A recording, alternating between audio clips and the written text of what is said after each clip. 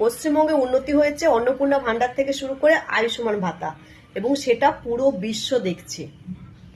অন্নপূর্ণা ভান্ডারের কথা আসি। অন্নপূর্ণা ভান্ডার হচ্ছে আগের সরকারের লক্ষ্মী ভান্ডারটাই নাম পরিবর্তন করে অন্নপূর্ণা ভান্ডার হয়েছে। আগের সরকার ১,৫০০ টাকা করে দিত, কিন্তু বর্তমান সরকার সেটাকে ৩,০০০ টাকা করে দিচ্ছে। কিন্তু আগের সরকার দিনের শেষে নির্বিশেষে সমস্ত মহিলাদেরকে কিন্তু লক্ষ্মী ভান্ডার দিত, কিন্তু বর্তমান সরকার অন্নপূর্ণা ভান্ডার সমস্ত মহিলাদেরকে দিচ্ছে না। ২৮ লক্ষ মহিলা পাওয়ার পর আর মহিলারা সবাই কমপ্লেন করছে বা প্রতিবাদ জানাচ্ছে যে তারা অন্নপূর্ণা ভান্ডার পাচ্ছে না। মানে কিছু মহিলা পেয়েছে, সমস্ত মহিলারা এখনো পর্যন্ত পায়নি। তবে সরকার বলেছে জুলাই মাসে ১-২ তারিখে দেবে, কিন্তু বর্তমানে এখনো অবধি সমস্ত মহিলারা কিন্তু অন্নপূর্ণা ভান্ডার পায়নি। সবাই ফর্ম ফিল আপ করে জমা করেছে কিন্তু পায়নি। আয়ুষ্মান ভাতা, আয়ুষ্মান ভাতা হচ্ছে আমি যতদূর জানি সবার জন্য নয়। যাদের রেশন কার্ড বিপিএল অন্তর্ভুক্ত তারাই পাবে, সমস্ত লোকেরা আয়ুষ্মান ভাতা পাবে না। এবার আসল কথায় আসি। জনগণ যে তৃণমূল সরকারের অত্যাচারে চুরি দুর্নীতির জন্য মানুষ ১৫ বছর জ্বালা যন্ত্রণা থেকে বাঁচার জন্য তৃণমূল সরকারকে বিদায় দিয়ে ২০৮টা সিটে বিজেপি সরকারকে এনেছে। কারণ তৃণমূল সরকার চাকরি চুরি, কয়লা চুরি, গরু চুরি, শিক্ষা চুরি, এমনকি বাচ্চাদের মিড ডে মিলের খাবার চুরি, ১০০ দিনের টাকাও পর্যন্ত চুরি করেছে। সেই চুরি দুর্নীতি ছাড়া কিচ্ছু করেনি, এবং শিক্ষিত বেকার ছেলেমেয়েদেরকে রাস্তায় বসিয়ে দিয়েছে। তাদের কোনো চাকরি বাকরির ব্যবস্থা করেনি, ওটা চাকরি দুর্নীতি করেছে। সেই সরকারকে মানুষ তাড়িয়েছে। কিন্তু পরিবর্তন হওয়ার সঙ্গে সঙ্গে যেটা দেখা গেল সেটা হলো যে এই সরকার কি করলো, এই সরকারের যে মাথায় থাকা বড় বড় চোরগুলো, এমএলএ এমপিগুলো, তারা গিয়ে দিল্লিতে এসি ঘরে বসে কফি খাচ্ছে। শুধু তাই নয়, তারা রীতিমতন জামাই ভোজ খাচ্ছে। কে খাচ্ছে ইলিশ মাছ, কে খাচ্ছে পাবদা মাছ, কে খাচ্ছে বাগদা চিংড়ি, এই সমস্ত জিনিস দেখছে। এবং তারা গিয়ে এনডিএতে যোগদান করেছে। এনডিএ হলো তো বিজেপি, সেই ঘুরিয়ে ফিরিয়ে তো তারা বিজেপিতে যোগদান করলো।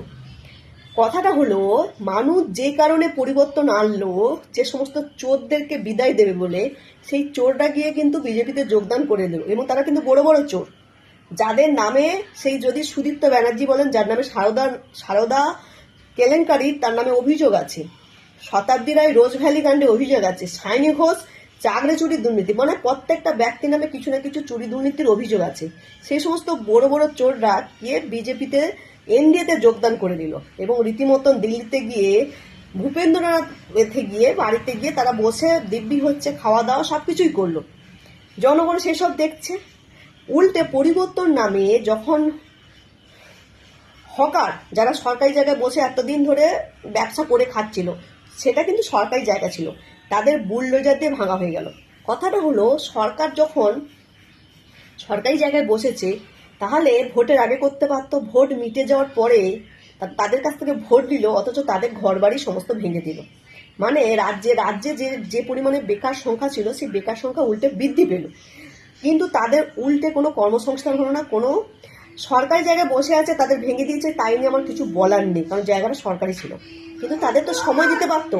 তারা এতদিন ধরে ওখান থেকে কর্ম করে কাজ করে খাচ্ছিল। মানে চোরদের পুনর্বাসন হলো, কিন্তু যারা কাজ করে খাচ্ছিল তাদের কোনো পুনর্বাসন হলো না। মানেটা কি দাঁড়ালো, চোররা পুনর্বাসন পেয়ে গেল, কিন্তু গরিব মানুষরা এখন তারা রাস্তায় বসে গেল। এবার মানুষ এনেছে শুধুমাত্র চোরদের তাড়ানোর জন্য নয়, এনেছে মানুষ শিক্ষা, স্বাস্থ্য, কর্মসংস্থান, শিল্প, এইসবের জন্য। আপনারা এসেছেন মাত্র 2 মাস, এরই মধ্যে আপনারা হয়তো এগুলো করে উঠতে পারেননি ঠিকই, কিন্তু এবার আপনারা শিল্প, স্বাস্থ্য, কর্মসংস্থান যাতে উন্নতি হয় সেই ব্যবস্থাটা করুন, যাতে মানুষের উন্নতি হয়। হ্যাঁ, সেই ব্যবস্থাটা করুন। আর যারা এখন হচ্ছে দিশেহারা হয়ে রাস্তায় হকারটা ঘুরে বেড়াচ্ছে, যারা বড়লোক হকার তাদের কথা বলছি না, কিন্তু যে সমস্ত গরিব হকারটা খেতে পাচ্ছে না, একটু তাদের দিকটাও দেখুন। যদি তাদেরকে পুনর্বাসন দেওয়া যায়, তারা তো বৈধ, তারা তো দেশের নাগরিক। গরিব মানুষের ভোটেই তো মানুষ আজকে জয় জয়কার হয়। ব্যাস এইটুকুই বলার।